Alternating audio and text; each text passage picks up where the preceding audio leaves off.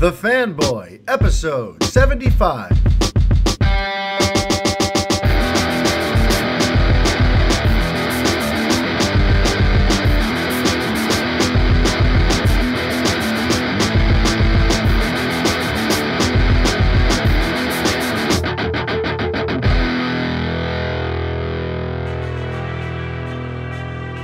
Hi everybody, Mario-Francisco Robles, MFR here with you, and this is the 75th edition of the Fanboy Podcast. How's everybody doing out there?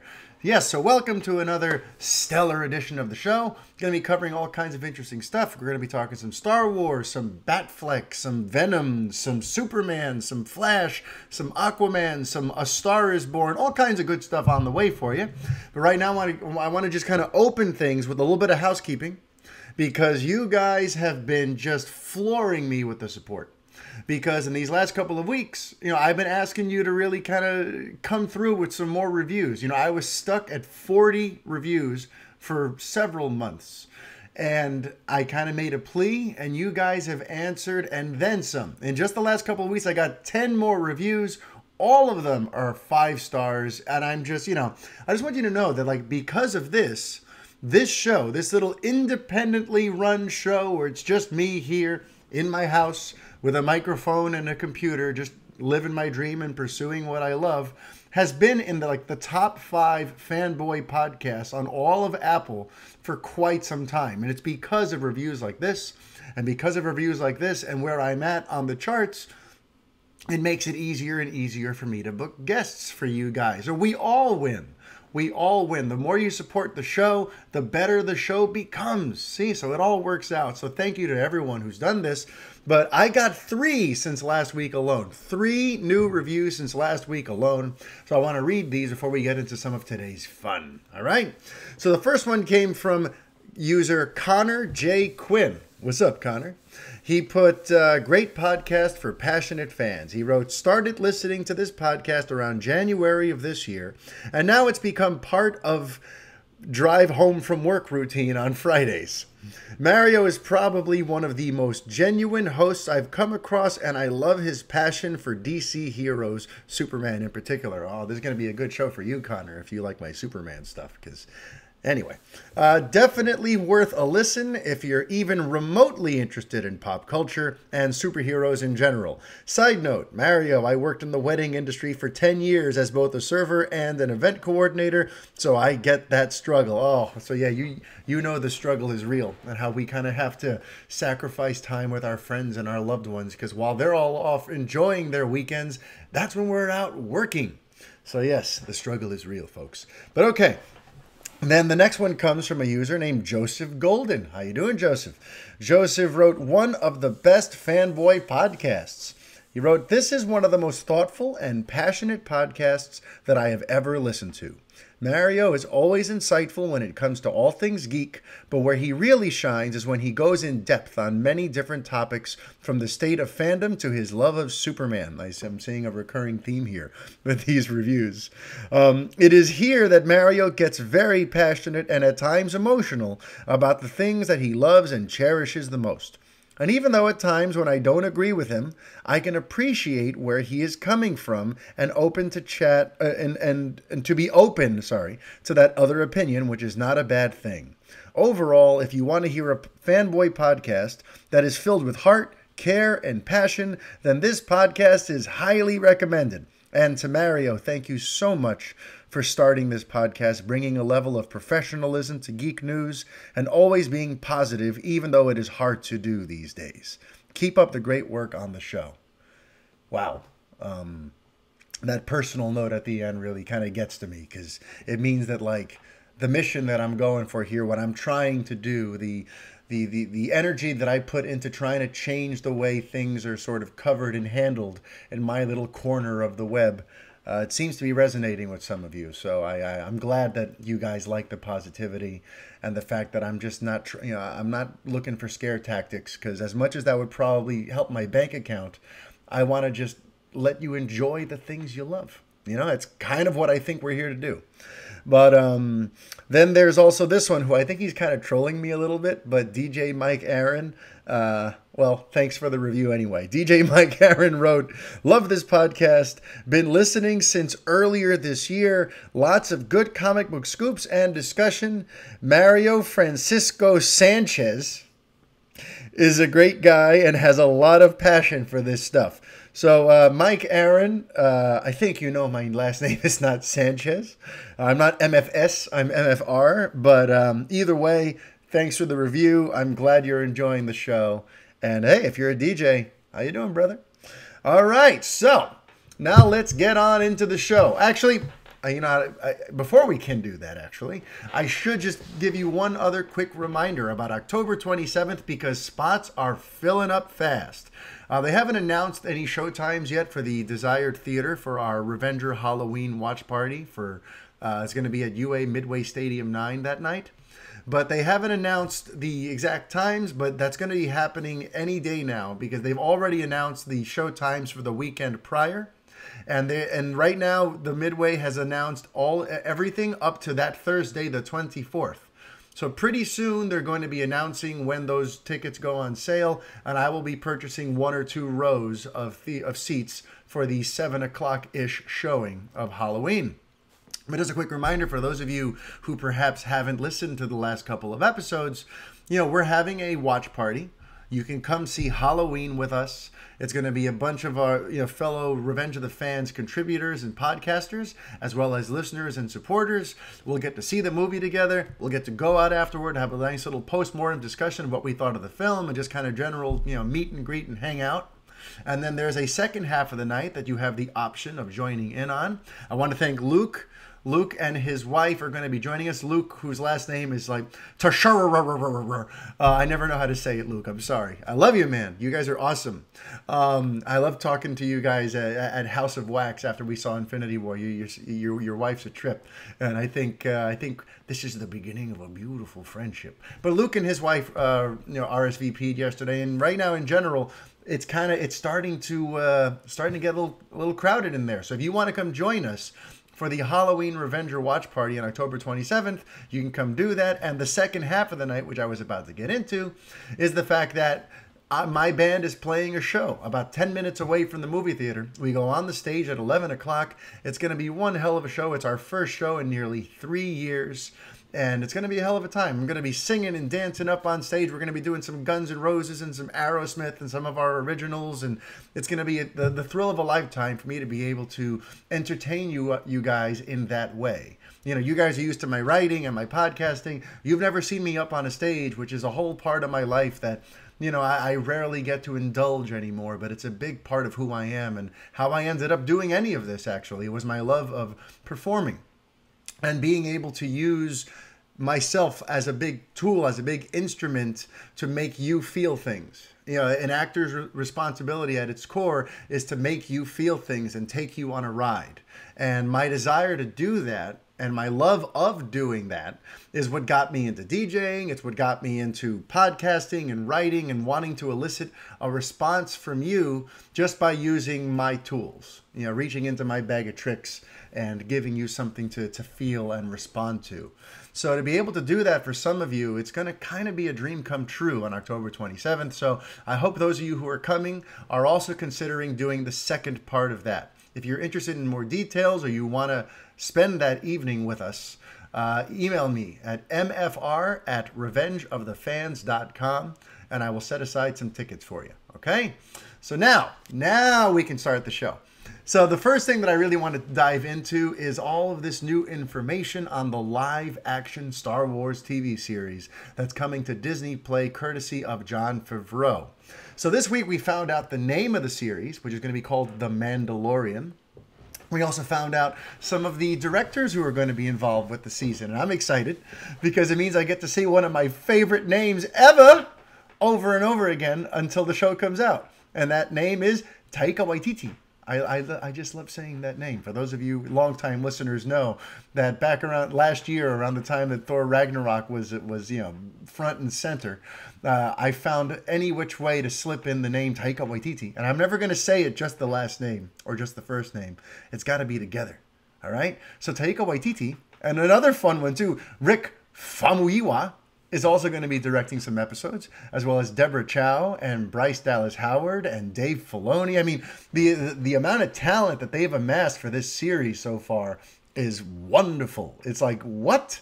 Jon Favreau is like, you could tell he's got his finger on the pulse of like, who are the exciting up and coming filmmakers who I want to help kind of bring up to that next level, or who I think can help me shape a truly special corner of the Star Wars galaxy.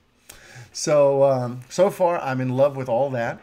And the premise, the idea of a lone gunfighter out on the outskirts, far from where the control of the New Republic and the Empire and all that stuff. This is so my speed. This is so what I've been dying to see, this kind of show. Especially, too, this idea of the lone gunfighter, because it reminds me of one of the cooler aspects of the original trilogy. Remember, it was kind of a genre mashup when George Lucas first introduced it. It had elements of, it was like a space opera. It was also like a 1940s serial, with those Flash Gordon type things. But it was also a space western. That whole thing with walking into like the cantina in Mos Eisley and, Han Solo with the gun on his hip. He was like a cowboy. The idea of the space western is very exciting. And I kind of feel like we've gotten away from that over the years. I mean, it even inspired Joss Whedon. Firefly in and of itself is a space western. And if you look at Nathan Fillion's character, it's very, he reminds you of Han Solo a little bit, doesn't he? Because that idea of a western with its outlaws and its gunslingers and all that sort of stuff, but out in space where there's aliens and everything is just bigger and more, epic. The idea of that is very exciting. And so when I hear that this is going to be about a lone gunslinger, and then we get that first image, which shows him wearing his Mandalorian helmet, the bounty hunter, walking around with the rifle and his, sticking out of his back, like, I'm so in. And I have a feeling that Favreau is going to kind of bring this back to its roots and kind of revisit that whole idea of a space western. And then let's talk about the picture itself, too, because the picture is pretty cool.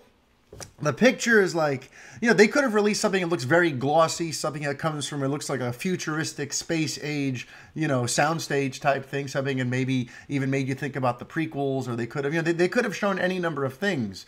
But what do they show? They show a very gritty looking character walking around a very just lived in, authentic looking town. It looks like a real, tangible set. This is not some green screen stuff. The suit, you could see all the different detailing and all the different layers. It doesn't look like perfectly tailored to the character. It looks, it doesn't look overly polished. I like that it looks a little gritty. It actually reminds me of Gareth Edwards' aesthetic in Rogue One, A Star Wars Story, where it's meant to look a little more real, a little darker, a little more just grainy and authentic, and not just a high gloss, fancy schmancy Hollywood production.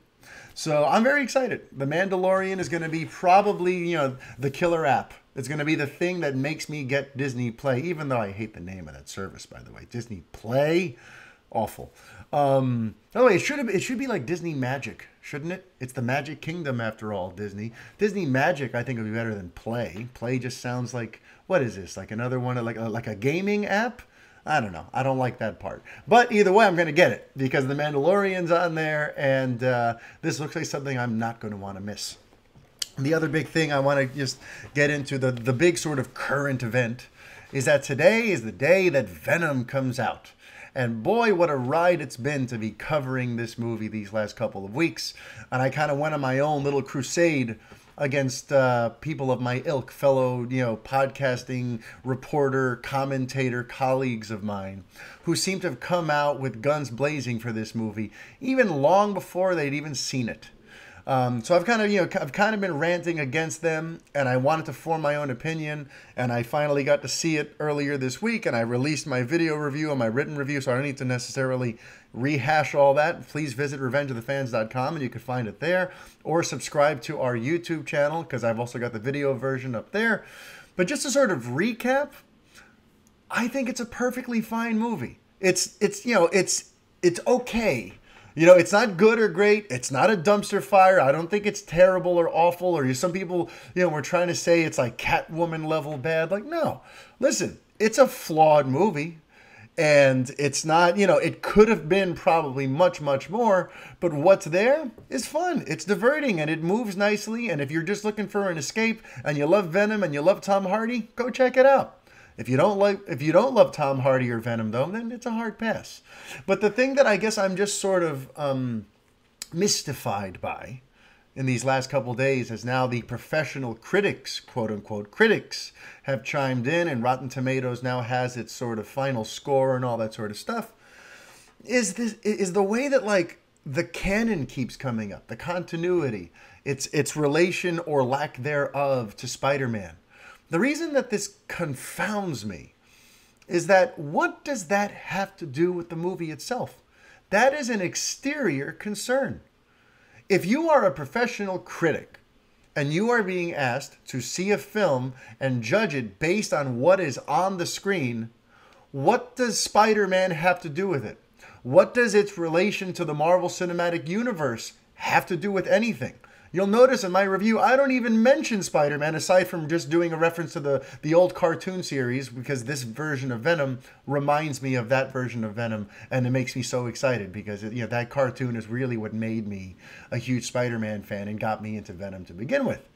But I don't mention Spider-Man because that's not what this is about. I don't, that is a completely separate issue. As a critic, you're there to review the film that is on the screen, the way it's directed, the way it's acted, the way the plot flows, the way the visuals look. How does the score make you feel? What is the editing like? Talk about the movie itself. If you're talking about Spider-Man anywhere in your review, that means that you are reviewing the movie that you wish it was rather than the movie that's there. And that is not your job as a critic. I hate to break it to you. But if you're going in there basing this on, well, I would have done it differently, or I wish you would have had this, then you're a fool. You don't seem to, you've completely misunderstood what the purpose of your job is. And I expect that sort of thing from bloggers because we're kind of, expected to sort of spout off at the mouth and give our opinions and all that sort of stuff. And that's fine. But from a professional film critic, a person whose sole job is to critique the movie that's in theaters and let people know what they thought of the movie, I have a hard time believing that a professional critic really gives a damn about whether or not Spider-Man's involved with this movie. That's so besides the point. And what I think this is kind of bringing us to is the way the lines have been blurred between a critic and a blogger, because they're not the same thing. In fact, a longtime listener and a supporter of mine, when he saw one of my tweets earlier this week where I kind of, I said that critics like such and such and I didn't, and critics this and whatever, someone was like, well, aren't you a critic? And I'm like, no, I had to explain. I'm not a critic. I'm a blogger. I'm here to give my thoughts on things. I'm here to pass along news. I'm here to give you my own analysis and all that sort of stuff. But a film critic in its traditional sense is a very different animal. A film critic is supposed to look at things very objectively. They're supposed to bring a very, very knowing eye, and usually they're part of things called film societies. A lot of times they've studied film in college. Sometimes they are themselves failed filmmakers, which is sometimes used as a knock on them. Like, oh, you're a failure at it, so now you go and just critique others. But no, that's not a bad thing. Because it means that they come from a place of, they at least know how it gets done. They have an innate understanding of the filmmaking process, of what it is to create this type of art. And their whole life is about seeing films and critiquing the films. A film critic is a separate job than what a blogger is. But in recent years, it's been blurred because now you got bloggers being accepted onto platforms like Rotten Tomatoes, and now their opinions will carry just as much weight as a film critic who has spent maybe, who knows, half their life learning how to critique films are now being put up on the same level as some schmuck at home in his underwear saying he hated Venom. Like, not every opinion counts the same. Some people actually are experts. I know it's a shocking thought nowadays because everyone and their mother thinks they're an expert just because they're able to string along a couple of words and sound moderately intelligent while reciting them. But not everyone is a critic. Not everyone is an expert. Having an opinion doesn't make you an expert. It just makes you opinionated. Your opinions might stink. You might be coming at things from a place of bias and confusion and understanding. You might have a political agenda. You might have an axe to grind. You might have been let down by that filmmaker a few years ago and you're still butthurt about it. So now you want to take it out on their new film. All right? Opinions in and of themselves don't mean anything. What is your education? What is your training? What are your credentials? What is it that you've done with your life that actually makes you a professional? Okay? Not enough people are asking these questions nowadays. The playing field is being leveled to the point where everyone is the same level of expert. And suddenly, like, the opinion of Joe Blow blogger, I don't mean JoeBlow.com, just, Joe Schmo, let's say. So just some average blogger who you don't know where they're coming from, what they do, what their credentials are, anything about them. Their voice is up there now with, like, Richard Roper. You know what I mean? Like, no, that shouldn't be the case. Richard Roper, some of the elite critics, there's a reason they're elite critics. There's a reason that they make a living for the last 20 years just writing reviews and publishing reviews about movies. It's because they are experts.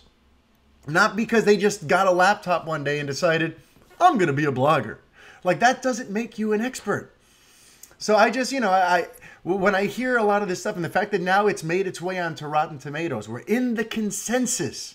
In the critics' consensus on Rotten Tomatoes, there's some line in there about how it would have benefited by being more connected to Spider-Man. I'm just, okay, so the wheels have come off this thing.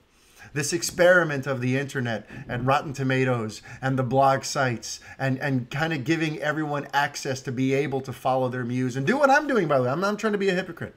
I'm grateful that I'm being given a chance to create a platform, be heard, be listened to, be, all that sort of thing. It's amazing.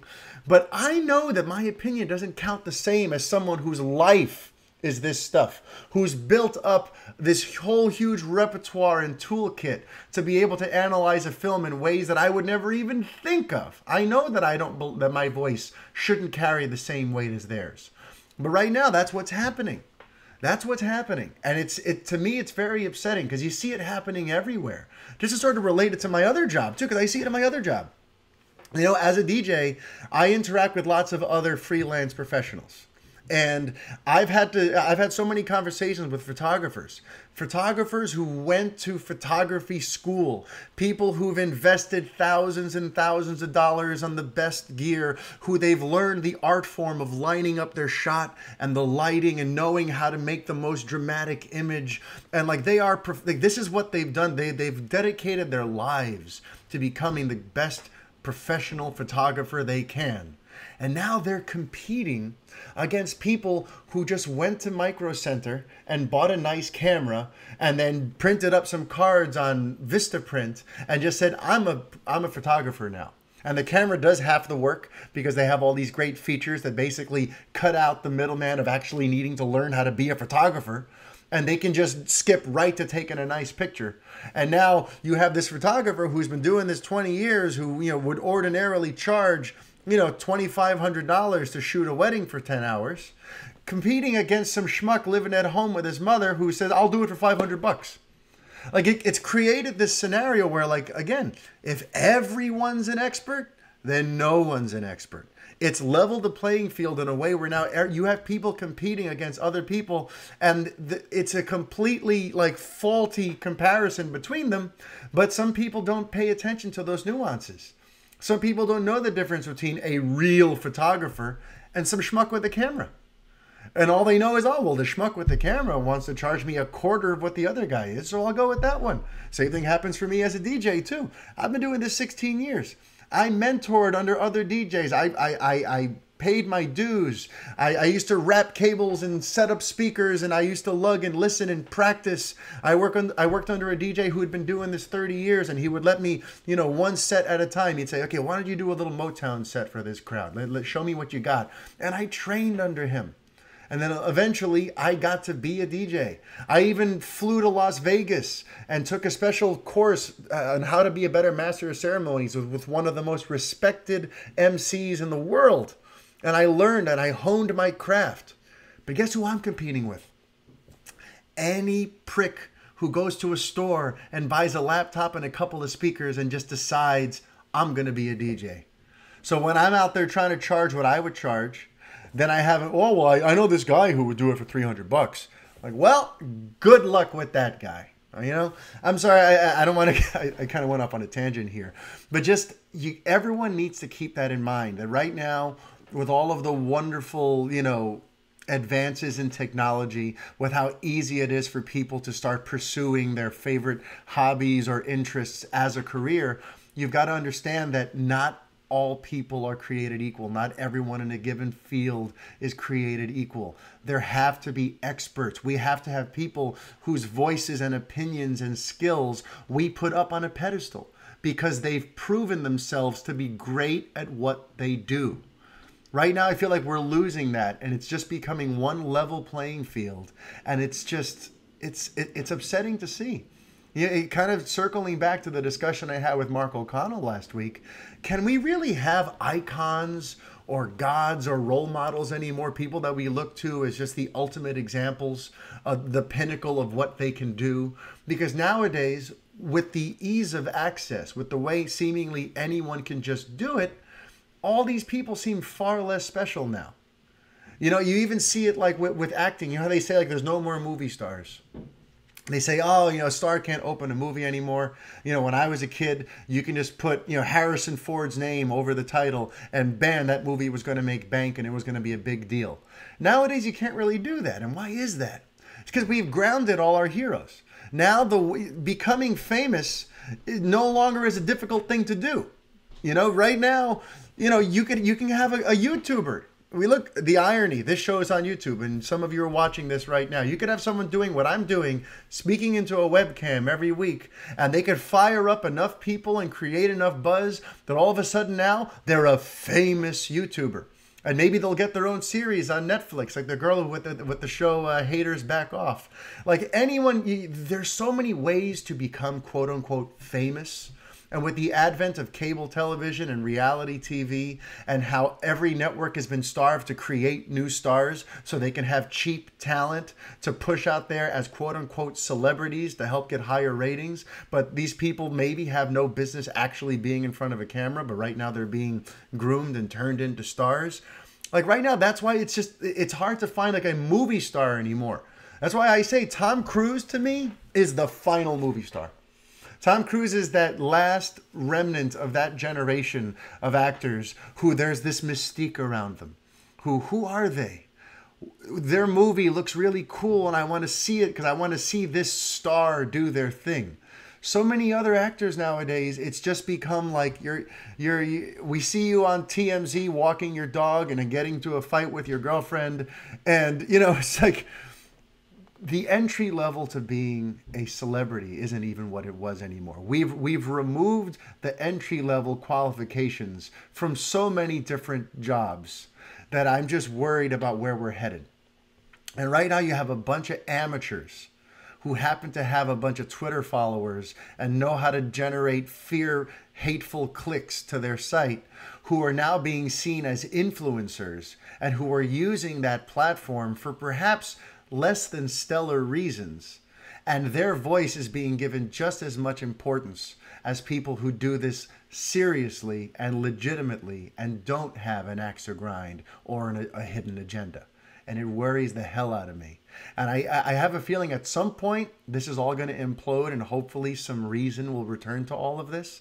But I just wonder how many wonderful films, how many great artists, how many different things are going to be destroyed before we can get to that, before we have that realization that, this weird hive mind mentality where you have all of these different voices with all of their hidden agendas suddenly determining the fate of a film or a project or an artist or a singer or a director. I just wonder, you know, how many potentially wonderful things are going to be destroyed by this hive mind made up of quote-unquote experts who don't actually know what they're talking about. But okay, I digress. Check out Venom if you like Tom Hardy and Venom, all right? I don't know how I got into all of that, but all right, so changing up gears just a tad, I was having a conversation with another colleague of mine about The Flash. And, I'm starting to get a little worried. I am. We're both starting to get a little worried. There hasn't been anything new since I updated you guys about it like 2 or 3 episodes ago. But that's kind of the reason why we're getting worried. Because like I told you a while back, the character breakdowns were being set to be delivered to managers in Hollywood like a month and a half ago. Managers were, they were alerted to the fact that character breakdowns were on the way so they can begin the casting process. But then something happened, and I heard that, they don't have a casting director anymore, or they didn't have one lined up just yet. But now here we are 3 or 4 weeks later, and there's been zero movement. And that is atypical. That is not typically how these things go. So there's cause for concern. I don't know what's going on. I don't know what the issue is. It might literally just be like they're still retooling the script, so they don't want to start the casting yet because certain characters are being rewritten or cut out or something. It could be something like that, just technical. Or maybe the movie is kind of back into some sort of limbo. Remember, for whatever reason, Warner Brothers has had a very hard time getting this Flash movie going. And maybe it's just hit its latest snag. I don't need to recap all the other times that the Flash has come close to happening and not. But right now, it just seems like for whatever reason, the studio is having a hard time getting the Flash off the ground. And that is notable in and of itself. On the positive end, I'm hearing really good things about Aquaman. More test screenings have taken place. More people who've seen the film are starting to let people know behind the scenes what they thought of it. And overall, I'm hearing that the film is very, very good. So that's making me very excited. I don't want to go off of the opinions of a few, but at this point, it's starting to collect. It's starting to, before I only knew about 2 people. Now I've heard 7 or 8 people, and it's starting to kind of become a thing where it's being spoken of consistently positively. So that's kind of, that's good news if you're an Aquaman fan, because, I want that movie to hit big. And it's one of the reasons I'm so nervous about that release date. But what are you going to do? Last week I did a Periscope shortly after putting up episode 74 where I discussed, they had just announced the whole thing about Alita Battle Angel getting delayed and put into February, and then Deadpool 2 being re-released in PG-13 form on the same day, and my concerns for the fact that Deadpool 2, Bumblebee, and Aquaman are all vying for the same eyeballs. So that still worries me. That's still something that I don't know why they're going this route with it. I don't know why they think it's okay, but they do. But check this out. They tried to do it to me again. The last couple of weeks, whenever I've done the Fanboy Podcast, as soon as I'm done recording, some sort of big news hits, and I'm like, oh, I wish it would have hit a little sooner so I could have included it in the show, and that just happened. So what you're hearing right now is me adding something after the fact, because I recorded this little Aquaman stuff that you just heard, about an hour ago. And what happened? During that time, and I'd already finalized the episode and exported it, they released a new Aquaman trailer. So you know what? This time, I'm not going to be caught with my pants down. I'm actually going to... I'm breaking the episode back open just to sneak in a reaction to the new Aquaman trailer, all right? So let's do this. So I just checked out the new extended version of the trailer, and I'm very much sold on this thing. I really like how it looks. I love the visual aesthetic. I love the sweeping scope of the story. It looks like it's going to have a lot of fun, action, adventure. It's going to, but not just fun, because, you know me, I'm not into the whole just, let's do this just for laugh stuff. There also seems to be a lot of emotional underpinnings in here and stuff about, Arthur's legacy and his destiny and his true heritage and being, a son of the sea or something of the land, whatever he called it. But, it looks really cool. I'm going to get the feels. I'm not just going to see a superhero doing, fun stuff, cool stuff. I'm also going to get to, witness the birth of a hero. And to me, that looks very exciting. If I have any qualms, I don't know. And this is not a good one to have, mind you, but the one-liners from Arthur. Like, I could have just peed on it. Like, this is, I hope that this is not a recurring thing. Through both of the trailers they've released so far, I'm sold until Arthur himself opens his mouth with some sort of cringy one-liner that just kind of totally sucks the air out of the room. So I don't know if that's just, for the trailers, they want to make sure people realize that he's more of a quippy, smart-ass hero than your average square-jawed hero. I don't know what they're going for exactly. But so far, he has oddly been my least favorite part. Just in terms of when he delivers those one-liners. When we see him in the action sequences and at the end there when he's in the orange and green suit holding the trident and all that sort of stuff, I loved it. I think he's got a great look. I loved his shtick in Justice League. But I have some concerns about the sort of crude one-liners. But aside from that, I think the trailer looks pretty phenomenal.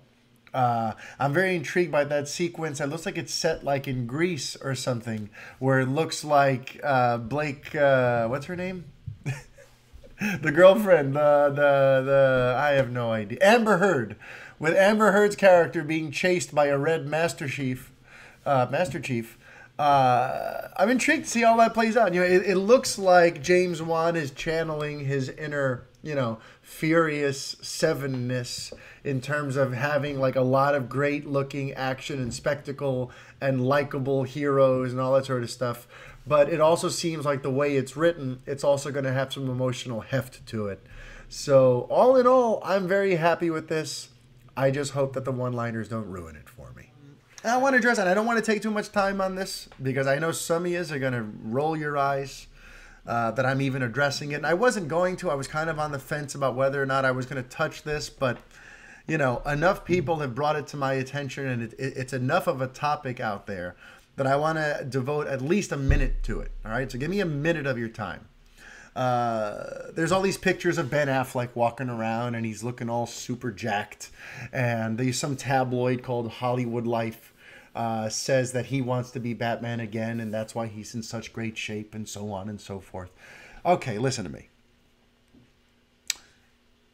He has another film to do right now. It's called The Has-Been. And he wouldn't be getting this jacked unless it was for The Has-Been. Because his director for that would not want him looking all if his character wasn't supposed to. So, yeah, just keep that in mind. Because if Batman was happening next, if we knew that Matt Reeves was filming Batman in a month or two, then you could be like, it looks like he's getting in Batman shape just in time for Batman to start filming. There's some connections to be made there. But that's not the case. He's working on a whole other movie in the time before we get to a Batman. So that means that this look, this buff, beefed up, jacked up look, which is atypical for Affleck, by the way. He doesn't typically look that, that's not his look. He's always been kind of like a guy with an average to slim build. He's only ever been huge for certain roles. He only does this for certain roles. And it looks like, for whatever reason, for The Has-Been, they want him to look like that. So hold your horses. Okay? Just because he's jacked doesn't mean it's for Batman. In fact, it means it's for The Has-Been. All right? Now, if he stays in that sort of shape after The Has-Been has wrapped, then we can talk about it. But you know what? By then, we're going to have some sort of official answer on who's playing Batman anyway. So, for now, don't get excited. Don't read too much into it. Yes, he's huge, but he has a whole other movie to film before the Batman even enters full-on production. So you should not be reading so much into the fact that he's looking big and cut right now. Okay, I hate to be, I hate to squash your dreams, especially because remember, I love Batfleck. I want him back. He's the closest I've ever come to the Batman that I've always dreamt of seeing on the screen. He just is. He is. To me, he's the closest to the Batman, the animated series Batman that I've always wanted to see done in live action. He's that. So I'm very, very excited. And I mean, not that I'm very, very excited, but like, I would be very excited if it was announced that he was coming back. But right now, unfortunately, there is no reason to think that he is. Okay? Now, let's move on. Earlier this week, I got to finally check out one of the things on my vaunted watch list. It's become a bit of a running gag between myself and some other RTF contributors and supporters, especially Adam Basciano, who reviews a bunch of great things for our site. My watch list is like 79 things deep at this point because so many people have so many things they want me to watch. TV series, movies, they want me to read the Watchmen comic book. Like, there's just so many different things that you guys want me to ingest and then give you thoughts on. And I'm so helplessly behind. But I finally got to see one this week.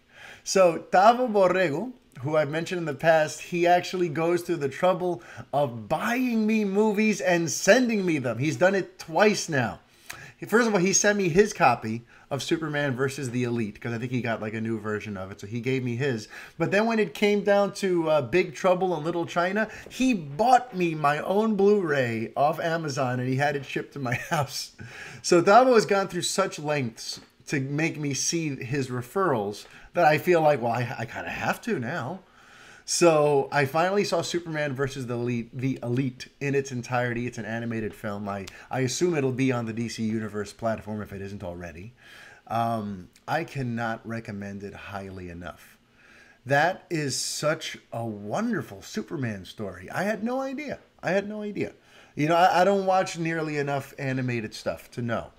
I always hear about him. Everyone, and right now, Claudia Balboa and a bunch of other big-time Superman fans keep telling me that I need to see the Death of Superman movie that recently came out. So that's another one that I have to try to get.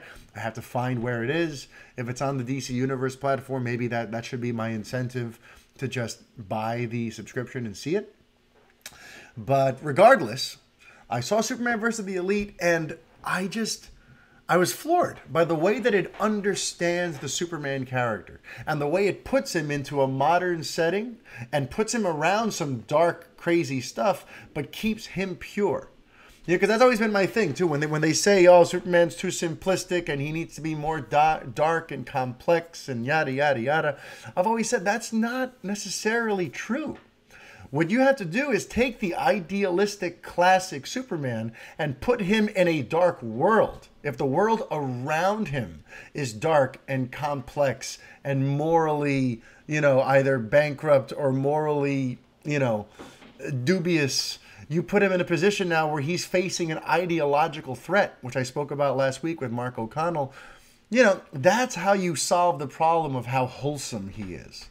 That's how you actually address that. You don't do it by turning him into a flying Batman. I'm not saying that anyone's done that, but, I've had my concerns. I've had my qualms with the way Henry Cavill's Superman has been directed to be portrayed in these last few films. So, the answer is not making him dark and brooding. It's putting your classic Superman in a world that perhaps has moved on from his ideals. And that's what Superman versus the Elite does so well. It puts him in a modern setting where people now are questioning the value of a Superman. If all he does is capture criminals and put them in prison and goes through due process of law, and these criminals always end up back on the streets and they end up killing others and they end up doing, committing atrocities, after a while, isn't some of that blood on Superman's hands? If he has the ability to permanently stop them through death, like killing them off, which is, it's intense to even like talk about Superman doing that, but he's done it and I'm cool with him doing it. But if the whole point is he has the opportunity to stop them forever, but instead all he keeps doing is just temporarily keeping them at bay, but they keep coming out, after a while it's almost like he becomes responsible. And in the eyes of the people of Earth, if a hero arose, or a group of heroes like the Elite arose with the promise of, when we stop a bad guy, you're never going to hear from them again, you could see how Superman would have a whole conflict of having to try to deal with this, of having to ask himself the tough questions of, am I doing the right thing? Is my approach effective? Does everyone have a point? Should I be using my powers to more permanently stop these threats? It's fascinating stuff. Great questions. And it keeps Superman true to who he is. It puts him in a modern context where now we get to look at him perhaps in a way that we'd never thought of before. And I loved it. I thought it was a beautifully done movie. I think the way it also shows like how truly awesome his powers are or can be. You know, a lot of times we just kind of get caught up and he can fly and he can lift things and he has the heat vision and whatever. In this movie, we get to see what he can really do when Superman's sort of unchained and wants to use his powers to their full potential, their full capacity.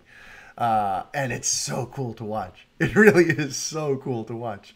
So definitely check out Superman versus the Elite. You know, it got me thinking about my ideal Superman movie. Because, you know, I'm sure it'll come as a shock to absolutely no one that I have a Superman movie, an ideal Superman movie in my head, in my heart, that I would love to see. And I've always kind of toyed with the idea of letting you guys in on what it is. And I think, you know what? There's no time like the present. So let's go ahead and just kind of go into a little of what my perfect Superman movie would be. And no, I'm not going to give you some like blow by blow, full on, you know, here's the dialogue and here's the scene from scene to scene. Like, no, I'm just going to give you the bullet points, just the fundamental building blocks of what this story would be, okay? So first and foremost, how do we deal with Krypton? What is the Krypton mythology in my version of Superman? So this is kind of like the big one, and to me, it'll inform everything that comes afterward, and fundamentally, perhaps change Superman's mission here on Earth, or why it is that he does what he does, is understanding what happens in my version of the Krypton myth. So in my version of the Krypton myth, the planet is not destroyed by some sort of scientific thing. It has nothing to do with instability at the core of the planet or its distance to the sun or whatever. In my version of Krypton, the planet is destroyed by whatever their equivalent of nuclear war is, the nuclear option. You know, the thing that we're always scared about here on Earth, World War III, where a bunch of different countries that have access to nuclear power launch their nuclear missiles at the same time and ultimately just basically destroy the Earth in the process.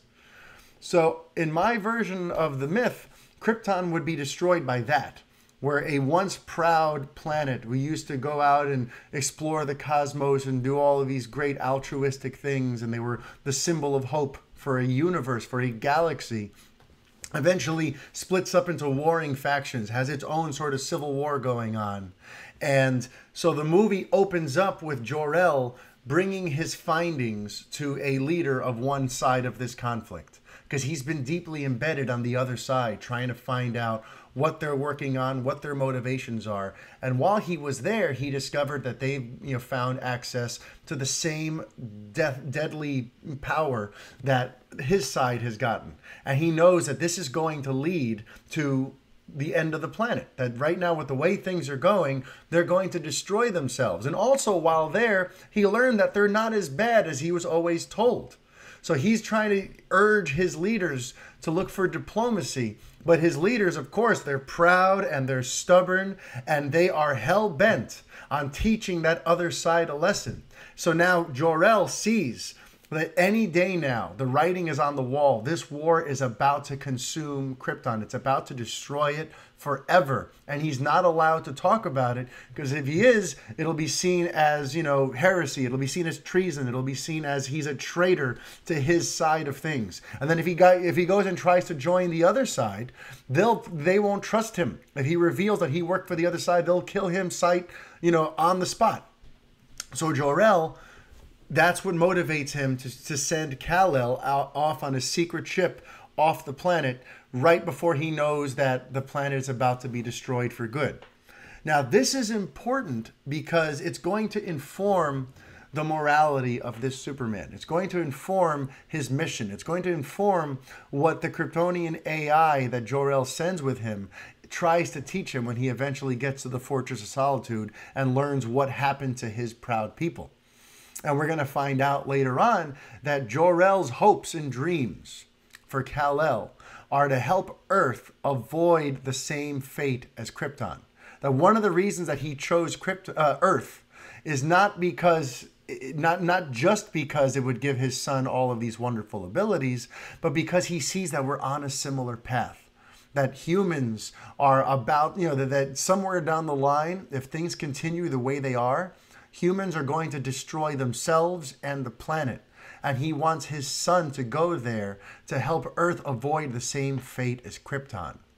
So to me, that's like the fundamental building block of Superman's mission on Earth, where he comes from and all that sort of stuff. And then mind you,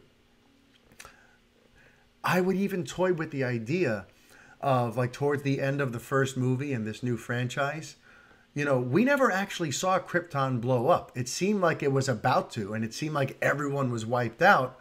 But maybe at the end of the first new Superman movie, or perhaps in a post-credit thing, unless that's considered kind of, cheating, maybe we find out that there are some Kryptonian survivors. And that lays down what the sequel's going to be, because he finds out, he'd always assumed that Krypton had been destroyed, but then he finds out during his fight with the final boss that Krypton existed beyond Kal-El's exit. All right, so that's just something else to keep in mind. Also, in my version of the Superman myth, and something I would want to see explored during the portion of the film that shows young Kal-El or young Clark growing up here in Smallville, because all that would be very traditional. He'd be found by Jonathan and Martha in a field, and they would raise him and all that good stuff. But as part of that portion of the film, I'd want to establish that Clark is innately a curious person. A curious being, I should say, since he's Kryptonian, not necessarily a person. But he's curious. He's always asking probing questions about, why do these people do this? Why, I got bullied today at school. Mom, why do they do this to me? And he's always just trying to understand human nature and why things unfold the way that they do, and try to know why it is that things happen. I want him to have an innate curiosity. And the reason for that would be, I've always wanted the journalistic element of Clark Kent to be organic to him. I never liked when it was just a disguise. I never liked when it was just, it's a way for me to go into dangerous situations without anyone asking questions. It's, if I'm in the newsroom, I could hear about breaking emergencies as they happen. Those are kind of like the traditional reasons for why he becomes Clark, that alter ego at the Daily Planet. For me, it would always be way more interesting to have a Clark who just innately is a journalist. He always wants to go and ask tough questions, get tough answers, and bring truth to the people, to try to find peace, to try to illuminate a problem that nobody's talking about. That's what I always loved about Mark Waid's Birthright, where during his college age years, we see he's traveling the world, trying to understand why certain things happen. I want that element here. I want to show that Clark Kent himself was born to be a great reporter. And so when he eventually gets the job at the Planet, it's on the back of all of this wonderful work he's already done. He's already embedded himself and been published in the National Geographic and Time magazine. He's already shown himself to be someone who is fascinated by the human condition and understanding why we do the things we do.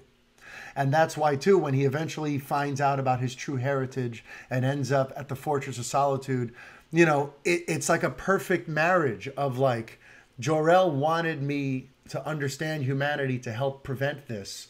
And who's better suited to do this than me? Because in other words, I want that to be part of who he is. And I want it to be kind of just a natural extension. So when he finds out about his true heritage, it strengthens it. It all works together. It's not just, I'll pretend to be a reporter, so that, anyway, I think I just beat that horse until it was dead and bloodied, but that's important to me.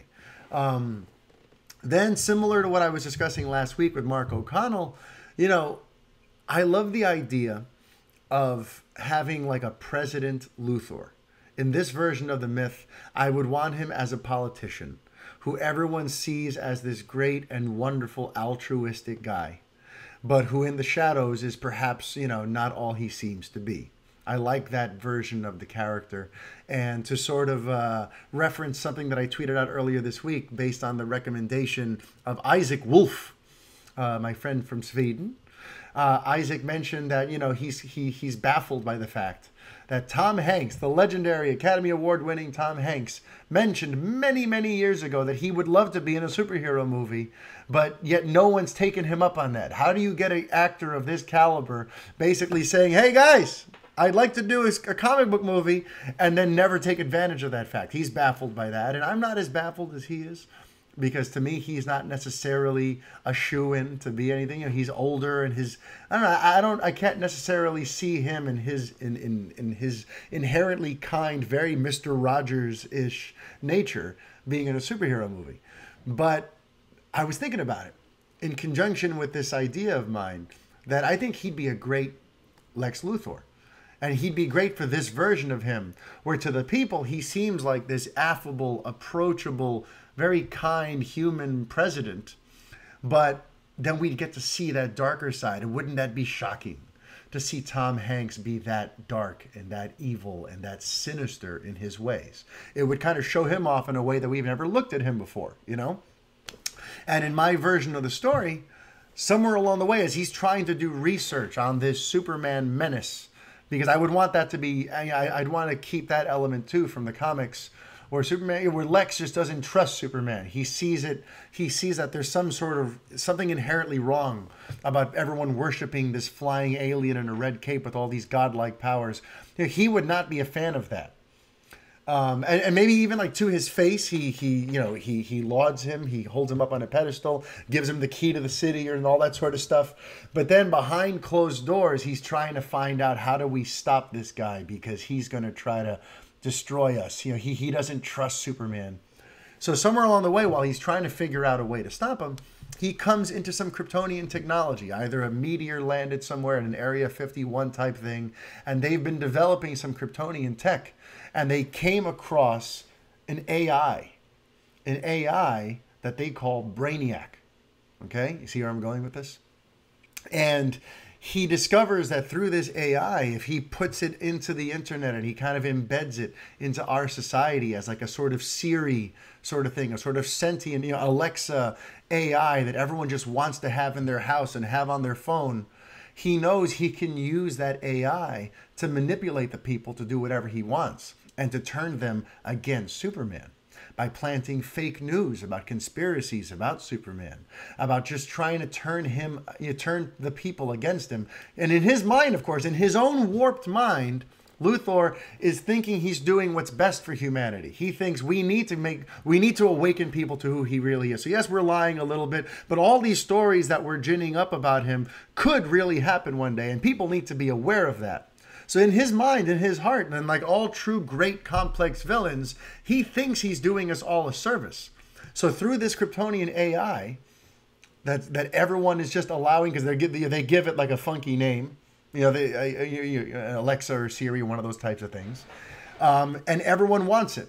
And little by little, it's starting to turn people against Superman. And it's starting to do kind of like what the Elite did in Superman versus the Elite, where people start questioning, are his methods really helpful? Is this really what we want? And suddenly Superman has to start answering tough questions and addressing all these wild theories about him and what his true intentions are. And before you know it, he starts to become like an enemy of the people. So I really like the idea of that. But then what happens? Like all true super artificial intelligences, it eventually becomes self-aware. It becomes almost like Terminator type situation where Skynet takes over. And then we find out, though, that this was always the plan. This was always set to happen because Brainiac is out in space on his ship, and he's the one who sent that AI down to Earth. He sent that in a pod down here because he wanted someone to do what Lex Luthor did. He wanted someone to connect his AI into the pipeline so that he could weaken the planet, turn the people against each other, make them question Kal-El, and eventually take the Earth as his own. So that would be Brainiac's big sort of reveal in the third act when his ship and his invading forces arrive to an Earth that now doesn't trust Superman anymore and is busy fighting amongst itself, which gives him the opportunity to come and try to take things over. And that sets you up for the big clash between Brainiac and Superman. And of course, Luthor eventually realizes he's made a huge mistake because he's the one who pushed to have this Brainiac stuff put out into the pipeline and to basically take over the internet and poison people's minds. But now he realizes that rather than it helping the people of Earth and ridding them of the menace of Superman, he just invited something awful into the mix. And it'd be interesting to see what impact that has on him. Does he now double down and go full-on villain dictator? Or is this Lex somehow redeemable? So these are elements that I would want to explore. And that element in particular, we'd probably explore over 2 or 3 movies. But that right there would be movie number 1 in my Superman trilogy. So, I've always kind of wanted to share that with people. So thank you so much for hearing me out for these last 14 and a half minutes while I break down for you what for me would be the ideal Superman story. And also I should mention, in my version, Jonathan Kent wouldn't die. I don't see that as a must. To me, when the Donner film did it, it felt like, oh, you're kind of borrowing from the Spider-Man mythology. You're kind of making Jonathan Kent into Uncle Ben here. Because remember, Jonathan doesn't always die. That became a trope in the last couple of decades. But there are plenty of versions of Superman where Clark goes back to the farm and he speaks to Jonathan and Martha and tries to get advice from them. And they are an active part of his system, of how he makes his decisions. They are an ongoing part of Clark's morality. And I want that. I don't want to have to deal with the dead parenting. He is already going to have to deal with the loss of Jor-El and the loss of his mother and Kara. No, that's his sister. I always screw up his mother's name. Maybe that makes me a bad Superman fan, but I'm not going to bother looking it up now because I don't feel like pausing and keeping going. I'm just going to keep on plowing through here. But so he's going to find out that he's an orphan from Krypton. We don't have to orphan him here on Earth too by killing off one or both of his parents. That's just unnecessary. Also, in terms of Lois, how that dynamic unfurls, the way they get to meet is that Lois is given what she thinks is a puff piece that she initially rebels against. She's given a puff piece by Perry about this mysterious guardian angel who's saving lives in Middle America. And she's like, oh, I don't want to cover this. What is this? All right, somebody helped a kitten out of a tree. Somebody helped, a car almost hit a small child. And seemingly some sort of blur came and stopped the car and dented the front of it and saved the kid. She doesn't buy it. She thinks people are making up, these far-fetched fairy tales about something because, they're... unemployment is up and everyone's depressed and everyone needs something. So somebody is out there making up stories. And eventually she starts going around trying to investigate and get quotes so she can write articles about this guardian angel. But the more things happen, the more she realizes, oh, this is real. There actually is this mysterious being in the shadows who's helping people. And that would be like a thing that happens during like the early portion of the second act of the film, where she's chasing this mysterious guardian angel. And Clark eventually finds out that she's on his, he gets wise that he sees an article or someone, or Martha or Jonathan brings it to his attention. There's this Lois Lane girl who's investigating you. And at this point, they'd both be like college age, early 20s. So eventually he kind of starts having some fun with it and like leaving things behind at the scenes of things that he knows that she's going to be investigating to let her know that like, I know you're following me. And then eventually it becomes almost like a playful, flirtatious cat and mouse until she meets the guardian angel one day. And I kind of want to just leave it there. But, I like the idea of that. I like the idea of them having a romance and maybe her being the one who connects him to Perry White, kind of like in Man of Steel. She helps him get into the Daily Planet. But that is how they would initially meet. He would be this sort of, urban myth, urban legend of this guardian angel helping people. But eventually he becomes very real to her. And they eventually meet face to face when he sticks around and perhaps explains to her who he is and why he does what he does. And he hasn't become Superman yet, by the way.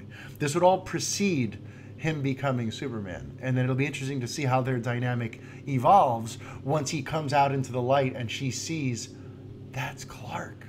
And him trusting that she'll keep it a secret. So anyway, okay. I think I've given you the nuts and bolts of my Superman story. I'd love to know what you guys think of it. And who knows, maybe one day I'll write it out as like a short story or something, or I'll write a screenplay and I'll send it to Warner Brothers where it'll get promptly ignored. But that is my Superman movie. I'm very excited, by the way. Changing gears up a little bit. Tonight, I have a date night. It's a Friday night where I'm not working, which rarely happens. By the way, I wanted to just apologize if you've been hearing crazy sounds throughout this episode, because my upstairs neighbors, they hire like a cleaning crew. How nice, right? They hire a cleaning crew to come up and clean their apartment. So right now they're up there with vacuum cleaners and they're moving furniture around. So if you've been hearing crazy noises, I'm sorry. Remember, I'm not recording in a professional studio with soundproofing and all that sort of stuff. I'm just here in my apartment with the mic and my iMac on. And, there's nothing I can really do about that, okay? So I'm sorry. But back to tonight. So I'm going to see A Star is Born. And I know that that's not typically the kind of movie that I discuss here on this show, because it doesn't involve, any science fiction or comic books or video games or any of the usual geeky stuff.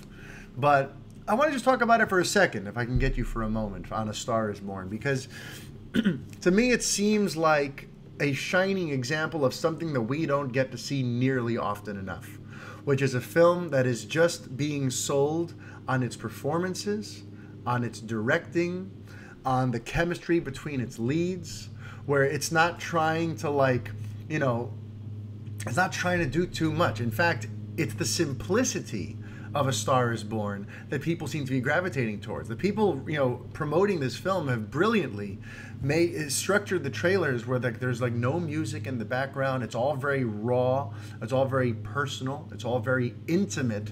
And basically the underlying subtext is you should see this because of the magic between Lady Gaga and Bradley Cooper and this very sort of simple love story with some tragic undertones and some great, singing performances. It's very sort of laid bare, the story.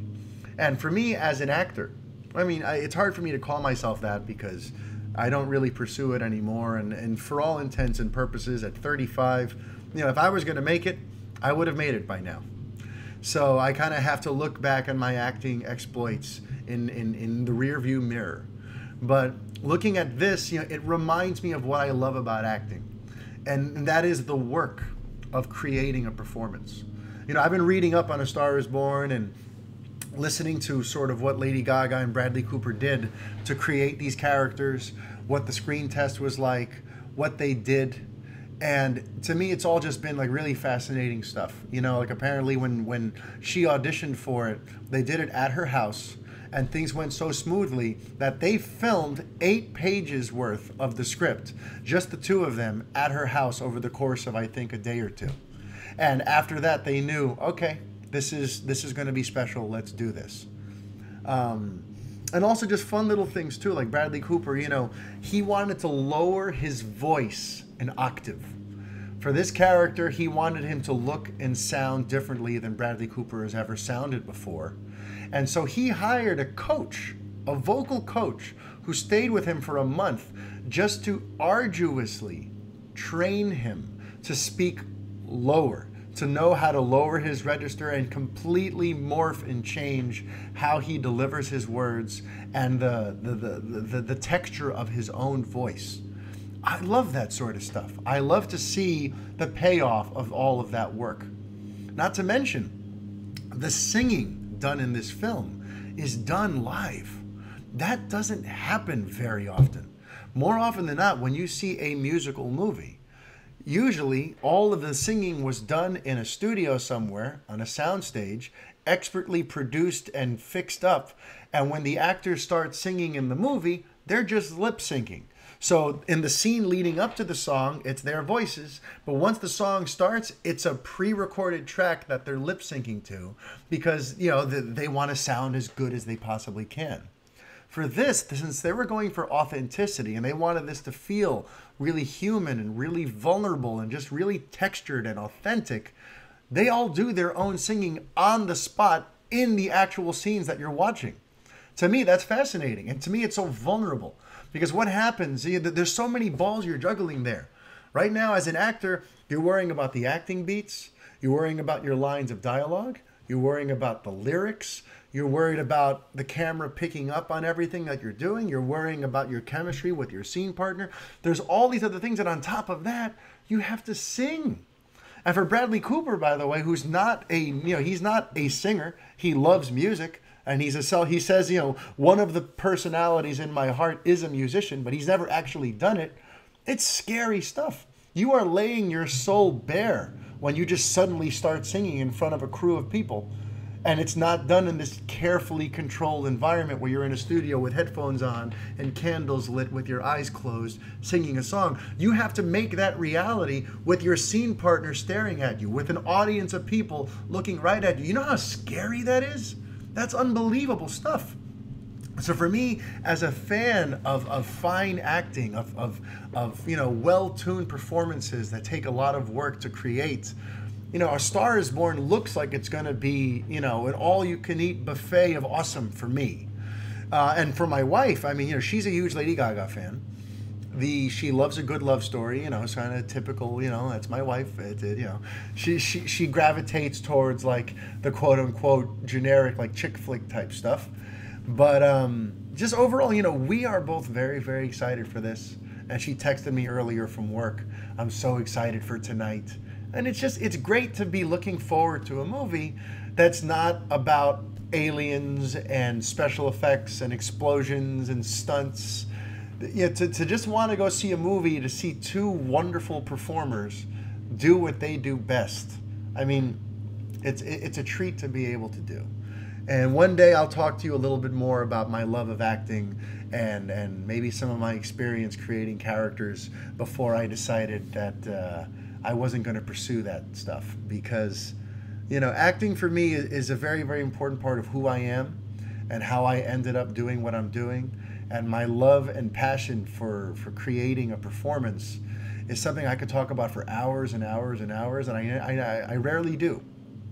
And one day, I kind of want to get into some of that with you because, as part of kind of circling back to what I was discussing earlier in this episode, I feel like we don't necessarily look at great actors anymore. We don't put acting up on a pedestal. A lot of times nowadays, it feels like we talk about the directors and the writers and the franchise potential of these movies, or whether or not the sequel lived up to the predecessor. And we talk about all these other things, but it's very rare that you see an article or a column about someone's acting. The last time I feel like it happened was like Heath Ledger when he was Joker last decade, 10 years ago. There was a lot of talk about his process and how he put together that role. That sort of stuff hardly happens anymore. Acting, for whatever reason, which is funny because it's such an important part of the filmmaking process and what makes a movie good or bad. But we rarely talk about what goes into creating an unforgettable performance. So I kind of want to bring some of that to this show since, listen, I'm no one and I didn't do anything. And I'm a has-been who never was. But I do love this stuff. And I did train to be an actor for 12 years under all kinds of professors. And, I have some experiences I'll never forget. And if you guys are into the idea of acting or you want to understand what it is that makes the magic of a good performance so magical, I'm going to bring some of that to this show because that's a part of myself that I've never shared with you. But either way, I'm excited for A Star Is Born, and I hope it lives up after all this chatter.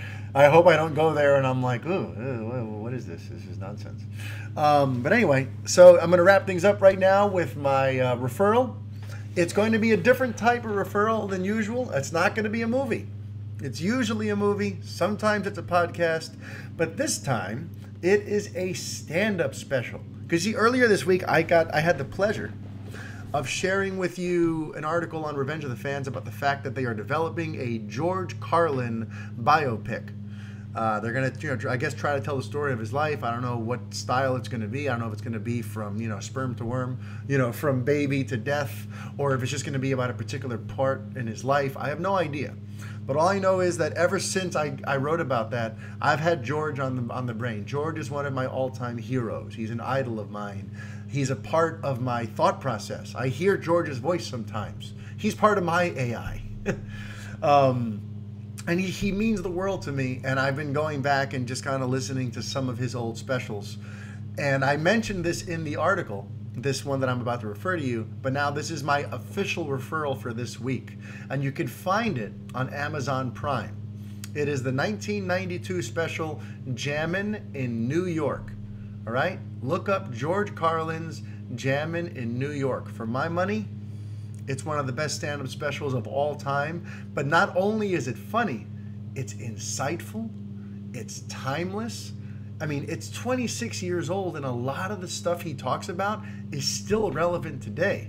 A lot of the stuff he talks about with the state of the world and society and everything is still as relevant today as it was then. And in certain cases, he absolutely predicted some of where we're going, and it's like eerie. One of the reasons I love Carlin is like not only he was funny, but he was also like a philosopher. You know, he had great, interesting ideas for how humans should treat one another and for human nature and for what the government is really trying to do. And, you know, he's just, I miss him terribly. And I often find myself asking, you know, I wonder what George would have to say about this mess we're in. You know, whenever a new scandal breaks, I'm like, oh, I would kill to hear George sound off on that. Hopefully the movie will do that. Hopefully they hire some people worthy and you know, to play him, to direct the film, to do all that sort of stuff, because we need George's voice. And if this movie is going to help kind of bring him back to the forefront and kind of get maybe some of his thought process back out into the world, then it couldn't come a moment too soon. But all right, everyone. So thank you very, very much for listening to episode 75 of The Fanboy. If you have an opportunity, I'm about to sneeze. If you have an opportunity, please write me a review, share, retweet, comment on the articles. Keep spreading the good word about this show and of RevengeOfTheFans.com, because we love what we do, and we love it even more when we get to share it with you. And thank you to everyone, really, who has sent me your heartfelt thoughts and reviews and feedback on these shows, because I pour a lot of myself into them, and sometimes I worry that it's TMI or that it's not something that you're interested in. But always when I think that stuff, you guys surprise me by coming and saying, no, that's what we want. That's what we like about your show. I can get my geek news and analysis any number of ways. I like hearing it through your personal filter. And, you know, that's just, it's a beautiful thing. So everyone, thank you for listening. Until next week, life is chaos. Be kind. Adios.